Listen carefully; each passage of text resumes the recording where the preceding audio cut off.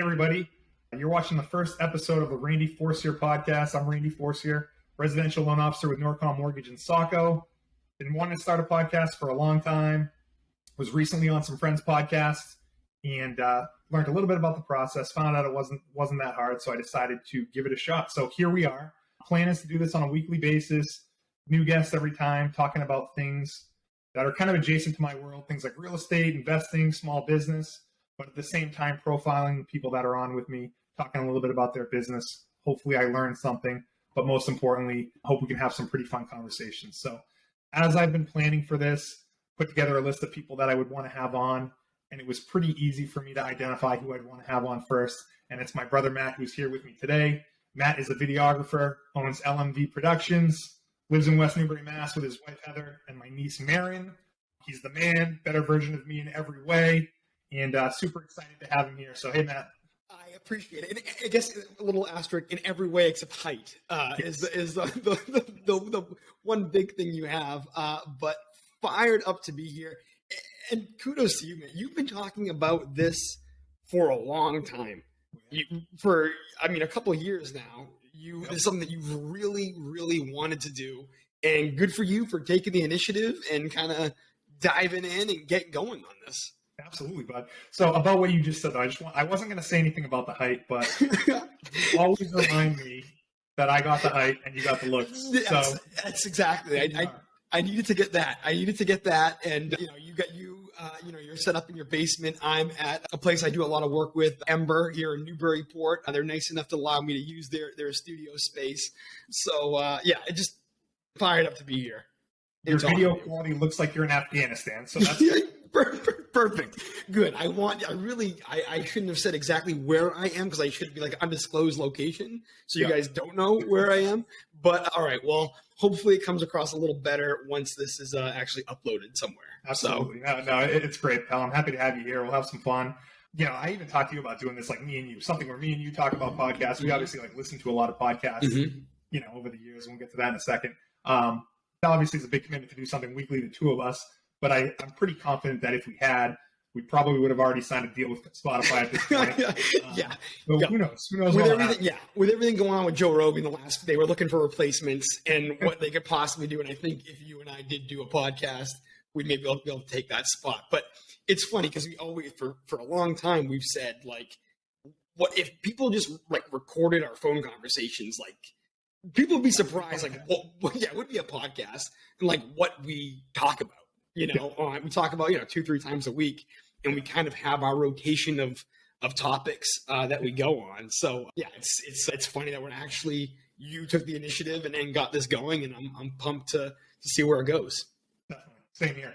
So about podcasts, I think about podcasts, and it's a pretty big part of my daily, weekly routine. Same for you. We talk about it all the time.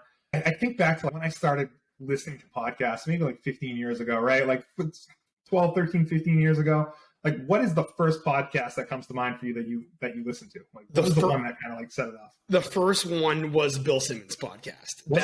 I think the first podcast. Well, it's funny because my intro to podcasting. So 13 years ago is when I graduated from Endicott College. Okay, that freshman year, one of my college professors, his name's Professor Todd Wemmer. I took his intro to podcasting class.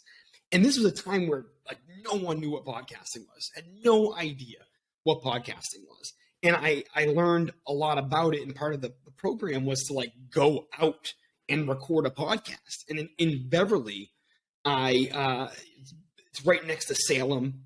And obviously the witches are a big part of Salem. So I went and I interviewed the high priest of the Salem witches.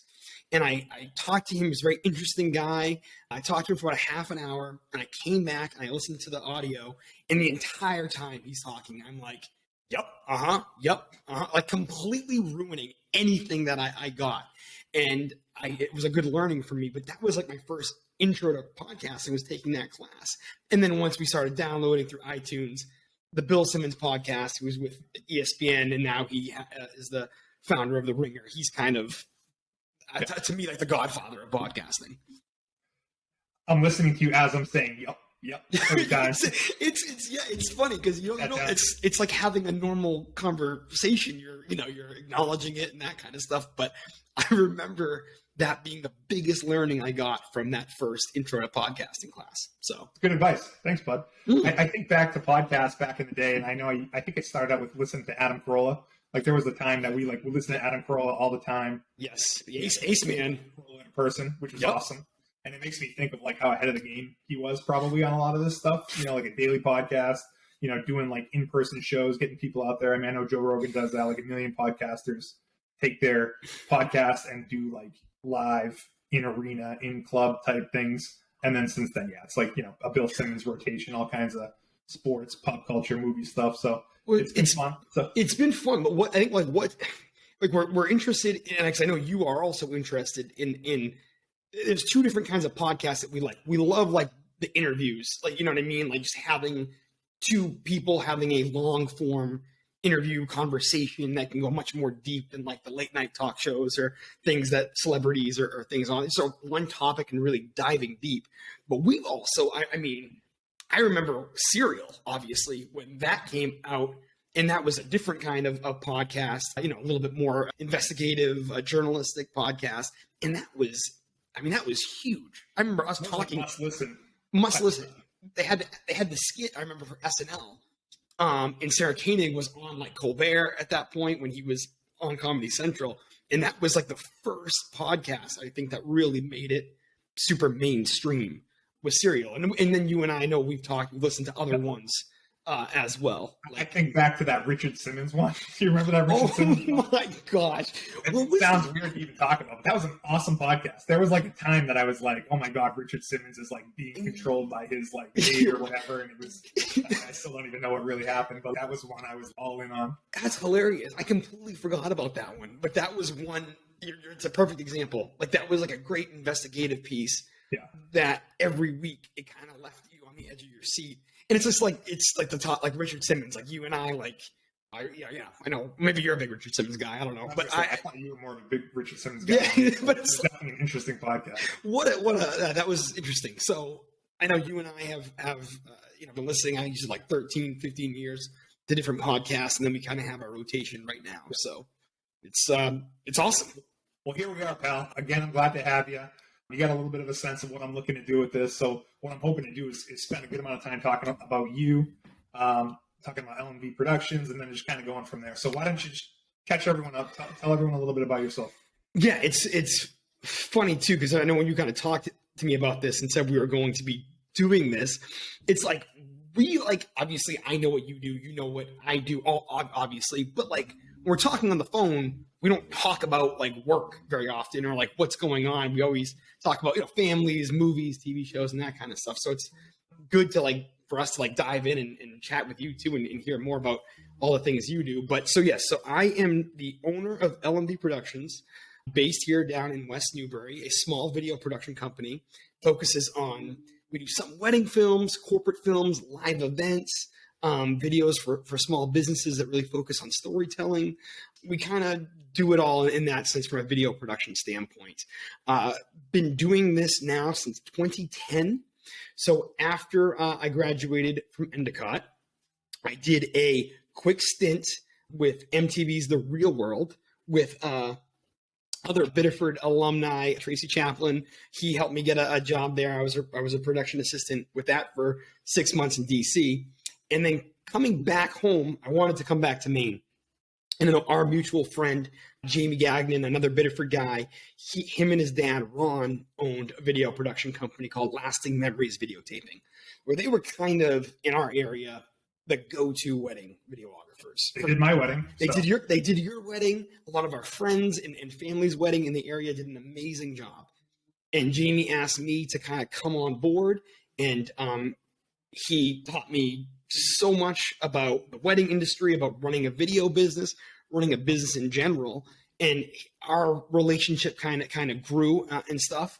And we ended up pivoting a little bit from weddings and kind of changed Lasting Memories Videotaping to LMV Productions. And about 5 or 6 years ago, I ended up taking LMV down to Massachusetts. And, here we are now. So now, how many weddings a year are you doing now? So back in the day, like with Jamie and I, when we first started, we were doing like 25 to 30 weddings then. Yeah. And now since then, I've kind of pivoted and I'm doing 6 weddings this year. And 5 or 6 is kind of my sweet spot. But weddings are as awesome and fun as they are. They're a lot of work goes into them. It's very exhausting. Definitely. And weekends are, in Maine, in New England in general, you have from Memorial Day to Columbus Day, really, of a nice span of weather. So I want to take advantage of that. And now my wife, Heather, and I, we have our daughter, Marin. We want to be able to enjoy some family weekend time together. So, Well, I'm happy for you. Yeah, I'm happy that you made that pivot because, I mean, there were years where it was like, don't see Matt in the summertime, which is a bummer, playing golf, and it's like, you're away at a wedding. I know. And I get it. I mean, like the weddings that you have done are amazing. I always look forward to seeing like the videos that you do and what the final product is, but there is definitely a sacrifice to doing that. And it's been awesome that you've been able to like, not pivot, but like just, you can still take on weddings, but you can just kind of tone down the number that you do. Yeah. And being able to shift to other things. Because I would say that's not an easy transition to make for a lot of videographers, right? It's really, first off, thank you very much for saying that. It means a lot, and I really appreciate it. But weddings are such a different animal. You know what I mean? Because there's a lot of preparation leading up to it. But when you're there, come the day of, you have to be 100% prepared. There are no do-overs. You can't have them do their vows over again. If you miss that kiss, you can't do that over again. Toasts and speeches, you have to make sure you kind of capture all that stuff. So then if you're almost like able to do weddings, take that to a corporate setting where you're kind of able to control all the elements, do multiple takes of things and all that. It's almost like, wow, this is actually a little bit easier. It was almost like weddings were an unbelievable crash course in videography in general, and then take what I've learned and kind of put it in different other areas. Yeah. And I do want to get to some of that corporate stuff, but it just reminded me that there was a period of time that, and I don't even know if you do this anymore, but like you had like a year or two run of doing some real estate stuff, right? Yeah. Yes, like absolutely. And I don't know if you might not even do that anymore, but like that was something that you did for a period of time. Absolutely. That was a huge thing with this company in Newburyport called Bentley's. A good friend of mine, Adam Lemire, he's the director of marketing, and Bentley's has like 50 agents or so. So they wanted kind of a formula for their real estate videos. And Adam did a great job of kind of spelling out what that formula was. So there was a couple of years where I would do 200 real estate videos a year. We'd have this formula of exactly how to get it done. And it'd be in and out the door. But the real estate, it was a great thing to do Monday through Friday. When I was trying to cut back on weddings a little bit. Definitely. And it reminds me of another thing that you did too. And I think this might have even been before the real estate stuff was, didn't you partner up with Endicott College? And you were like doing videos for like, oh my gosh. Or I forget the specifics, but yeah. So came up with this concept called Web Recruiter. Okay. And what it was we did it with Endicott, and then we did it with UNE. We did like 50 videos for UNE too. And what we ended up doing was basically we created these 90-second videos where we'd interview a junior or a senior at the Endicott or at UNE in their program of study, communication, hospitality, whatever it is. And these students would be like the superstar students. Like they'd be all in on what the courses are and what the college is all about.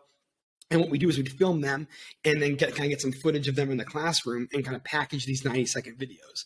So when prospective students would go to Endicott's website and look at the communication website, they would see like, oh my God, if I'm as well put together as so-and-so after being in their program for 3 years, that's where I want to go. So I used to do a lot of stuff for Endicott in those kind of videos, and University of New England was the other big one. It's kind of cool to hear because like, it sounds like you've evolved a number of different times, right? Like, and this is all stuff I obviously know, but like you've evolved over the years, and it's almost like the sky's the limit with some of this stuff. It's like on to the next thing. I mean, I know what you're doing right now, and but at some point, there's ideas out there for videography that aren't even on my radar or your radar right now, but like I can see you taking it there.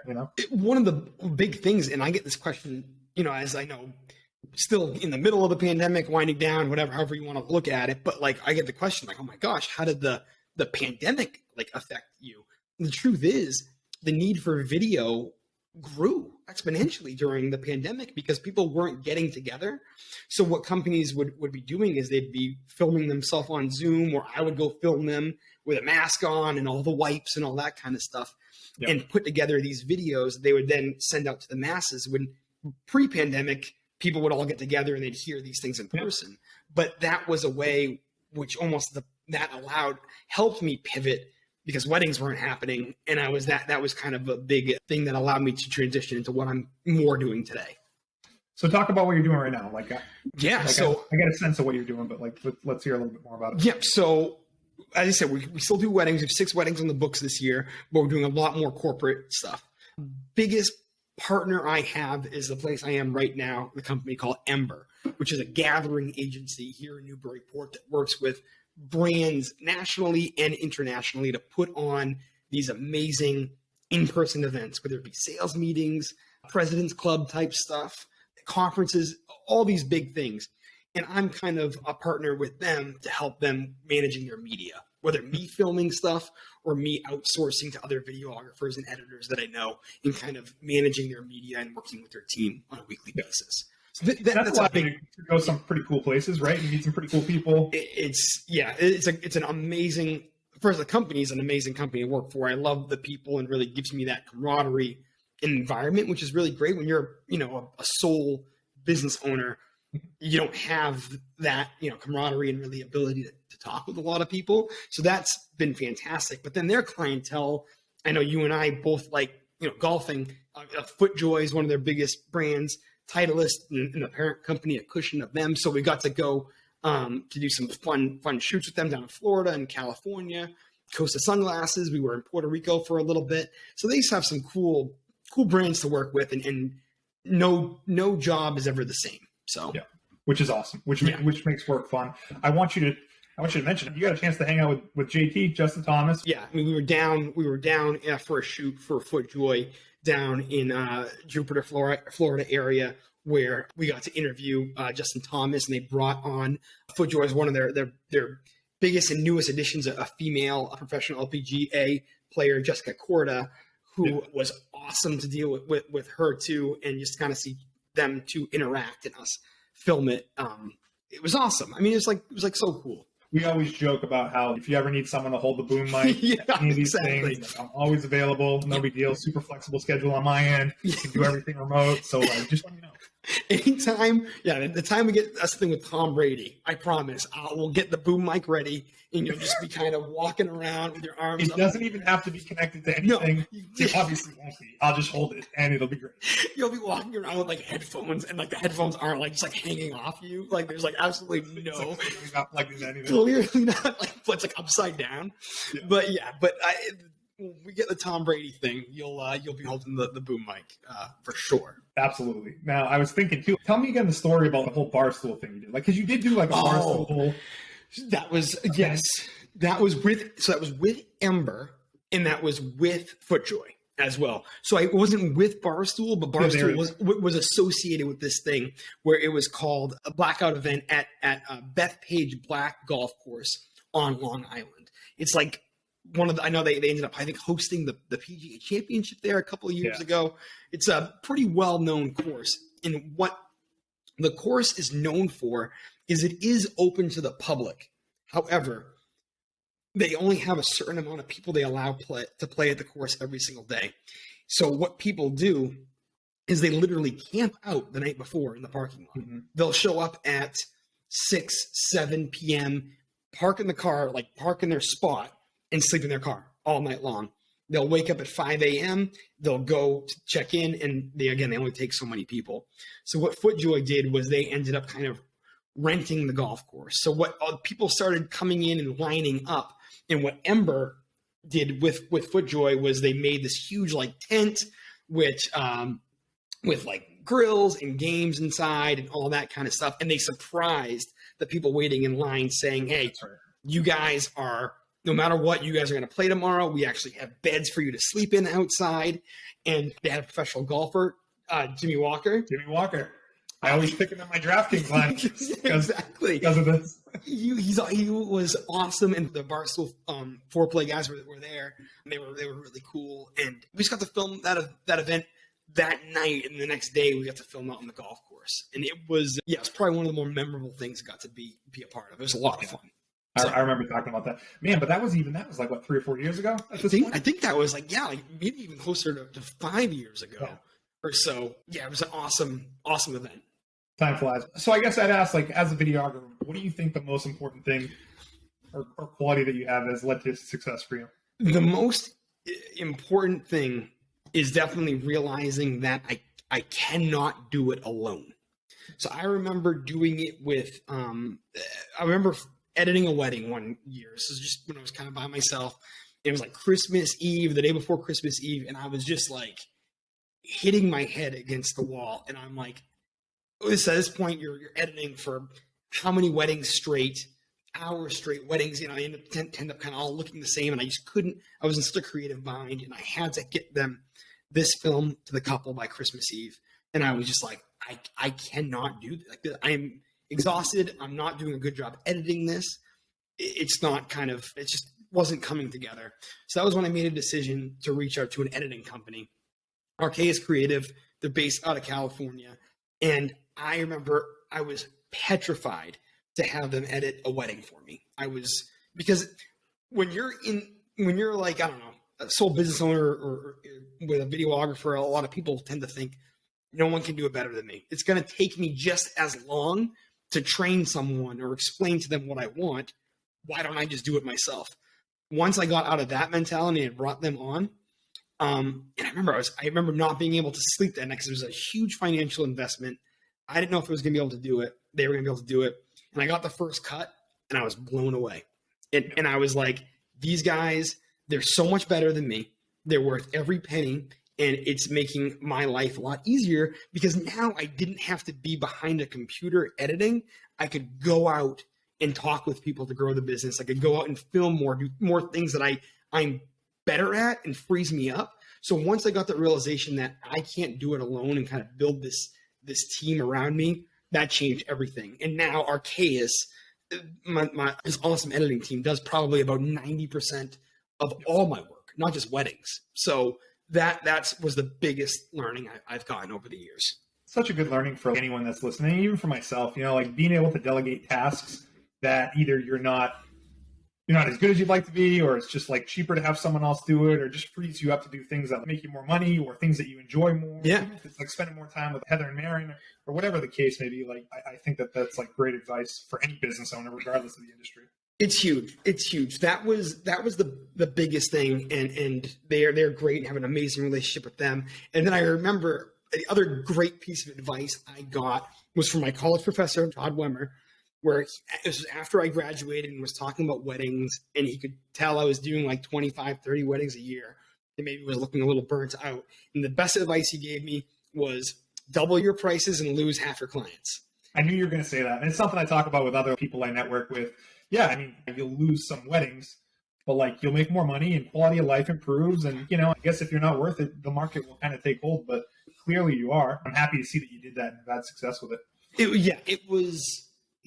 That was a big learning. So that was a couple things. And then through the years too, been able to build, it's still like myself as the business, but I have the shooters all locally. We have a very tight knit videographer group that if I can't go to something, I can send my buddy Adam Metterville, who's my main second shooter.